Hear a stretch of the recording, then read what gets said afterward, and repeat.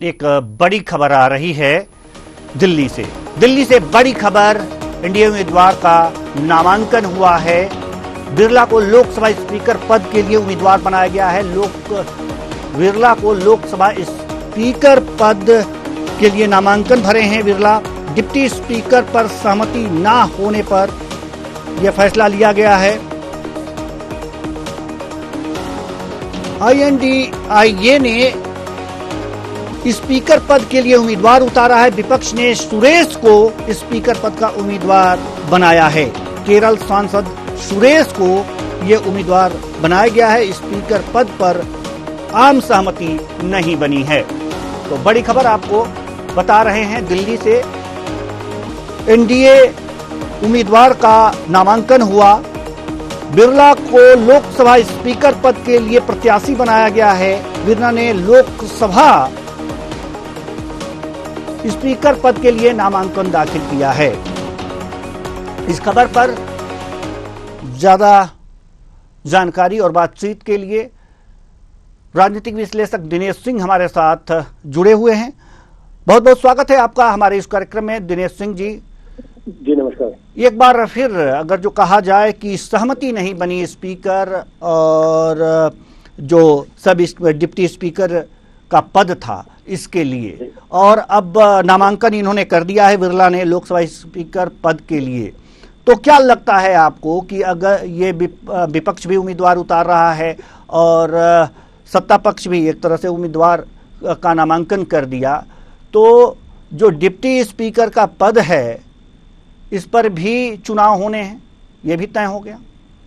जी बिल्कुल। इसको सिर्फ अगर कम शब्दों में अगर बोला जाए तो ये बोलना उचित रहेगा कि सिर्फ खलबली मचाने के लिए, सिर्फ सुर्खियों बने रहने के लिए इंडिया गठबंधन जो है वो सिर्फ इस तरह की अनुचित वाली जो बातें हैं वो कर रहा है। क्योंकि पहले से देखिए अटकलें थी, और अटकलें के साथ साथ मतलब पूर्ण रूप से आज देखिए उस पर स्टैंप लग लिया है कि ओम बिरला मतलब कि कोई भी जो भी बनता है, लेकिन एनडीए का और भाजपा का ही, क्योंकि उन्होंने पहले से स्पष्ट था कि नरेंद्र मोदी हो गए, अमित शाह हो गए, या जैसे कि जेपी नड्डा, तो उनके मुंह से जो भी वक्तव्य जब आते थे प्रेस में तो क्लियर यही बोला था कि हम लोग अपना स्पीकर ही रखेंगे और उसमें हम लोग सहमति बना लेंगे। तो नीतीश जी जो थे वो भी सहमत थे इस तरीके से, वो चंद्रबाबू नायडू रहे, क्योंकि देखिए प्रमुख सहयोगी दोनों ये हैं, तो इनकी सहमति के बिना देखिए कोई उम्मीदवार नहीं उतारा जा सकता था। तो इनसे पहले एक तरह से मैंडेट लिया जा चुका था, पहले बातचीत हो चुकी थी कि पहले या तो इनकी सिस्टर जो थी मतलब इनकी जो नायडू जी की, तो उनसे बातें थी। बीच में एक बार ऐसे भी चला, अटकलें चली इस तरीके की, शायद होता जेडीयू का भी कोई जो है उनको शायद नाम रखते हैं, जैसे क्योंकि इससे पहले भी जो थे एक जेडीयू को रखे गए थे,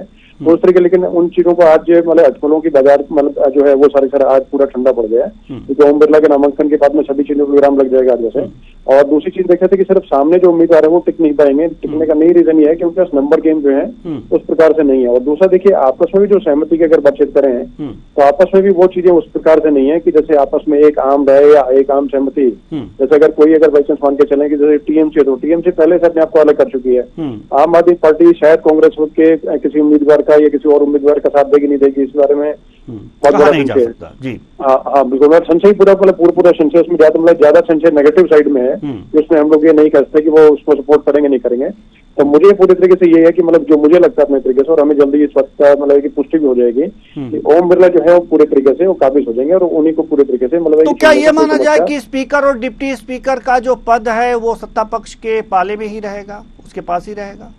जी बिल्कुल। क्योंकि इससे पहले भी देखिए जैसे कि अगर ये कि उससे पहले के जैसे कि 60 साल का इतिहास अगर कांग्रेस के शासन का देखें, इंडिया गठबंधन बने या उसे यूपीए 1 यूपीए 2 या उससे पहले जो भी गठबंधन के नाम थे, उसमें किसी तरीके से इन्होंने कभी इस तरीके से किसी को दिया हो कि विपक्ष के इतिहास मतलब बोलने का भी बोला गया कि डिप्टी स्पीकर का पद जो है विपक्ष के आदमी को दे दिया जाए, विपक्ष के जो सांसद उनको दे दिया जाए। लेकिन ऐसा मुझे लगता नहीं। और इसी तरीके से प्रोटेम स्पीकर था उसको लेकर के भी बातचीत चल रही थी कि जैसे अपने तरीके से जैसे कि भाजपा ने अपने एक जैसे वरिष्ठ जो सांसद थे तो उनको प्रोटेम स्पीकर जो है नियुक्त किया राष्ट्रपति के द्वारा, मतलब जैसे अपने ने नियुक्त किया, सॉरी मैंने भाषण बोला। और उसके बाद जैसे कि इन्होंने इंडिया गठबंधन उसको भी बोला था कि हमारे एक जो सांसद है वो 8 बार रह चुके हैं। लेकिन ये था कि ये जो इनके जो भाजपा के जो सांसद थे वो लगातार जो है मतलब मेरे ख्याल से 90s के आसपास से लगातार जो है सांसद रहे, बीच में किसी बिना ब्रेक के। और उससे कि जो इंडिया गठबंधन से जो नाम आया था तो वो बीच में एक बार उनका ब्रेक हो चुका था, तो इसलिए लगातार उनको नहीं मानते थे। तो वरिष्ठ उनको स्पीकर इसलिए किया गया। तो ये सिर्फ एक बखेड़ा खड़ा करने का और सुर्खियों में बने रहने का और अपने आप को एक्टिवनेस दिखाने का जो सर काम है। और मुझे नहीं लगता किसी प्रकार की कोई अड़चन या किस तरह का गतिरोध आ पाएगा। ओम बिरला निश्चित रूप से और स्पीकर बनेगा। जी, बहुत बहुत धन्यवाद इस तमाम जानकारी के लिए, हमसे बातचीत करने के लिए। तो कुल मिलाकर के देखा जा सकता है कि आम सहमति नहीं बन पाई डिप्टी स्पीकर के पद पर, तो विपक्ष ने भी अपना उम्मीदवार खड़ा किया है और सत्ता पक्ष ने ओम बिरला का नामांकन करा दिया है लोकसभा स्पीकर पद के लिए। और शायद अब स्थितियां ये बन पड़ेंगी कि डिप्टी स्पीकर का पद और स्पीकर का पद दोनों ही सत्ता पक्ष के पक्ष में ही रह सकता है।